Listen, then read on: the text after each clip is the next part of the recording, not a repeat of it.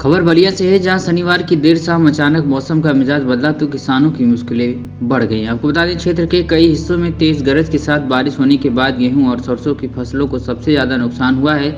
इतना ही नहीं, बारिश से गेहूं की फसलें खेतों में गिर गई हैं और सरसों की फलियां टूटकर खेतों में बिखरी पड़ी हुई हैं। उधर मंदी की मार झेल रहे आलू किसान पर मौसम की मार पड़ने लगी है। अब आलू की खुदाई का भी काम आखिरी दौर में है, लेकिन बारिश होने से खुदाई के काम पर भी ब्रेक लग गया। इसके साथ ही तेज आंधी तूफान से आम के पेड़ की बौर बिछड़ गई है और आम की फसल को भी काफी नुकसान हुआ है।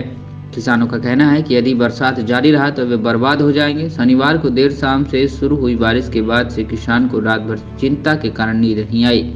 सुरेमनपुर देहरांचल के हनुमानगढ़ गढ़ वशिष्ठ नगर गोपाल में भारी नुकसान होने का अनुमान है।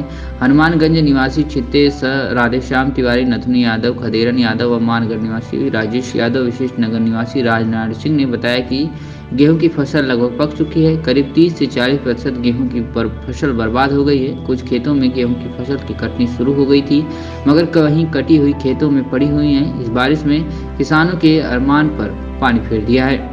मीडिया से बातचीत करते हुए स्थानीय किसान ने क्या कुछ कहा, सुनिए। दीजिए। सिद्धेश्वर नाथ गोड़ साकिन हनुमानगंज पोस्ट दुर्जनपुर। ये अकस्मात बारिश हुआ, इसमें गेहूं की फसल और सरसों वगैरह मक्का मतलब कितना नुकसान हो सकता है? करीब करीब 25% फसल नुकसान हो गया। 25% फसल नुकसान हो गया। मतलब क्या हो गया फसलों को? गेहूं की फसल गिर करके मतलब कि वो नीचे गिर गया है। कोई हार्वेस्टर से 10% इस तरह नुकसान हो जाएगा, उठ नहीं पाएगा नीचे से वो फसल, मतलब सट गया है पूरा जमीन के अंदर। पूरा रबी की फसल जो है नुकसान है। सबसे ज़्यादा गेहूं नुकसान है, दूसरा सरसों नुकसान है। आलू के लिए?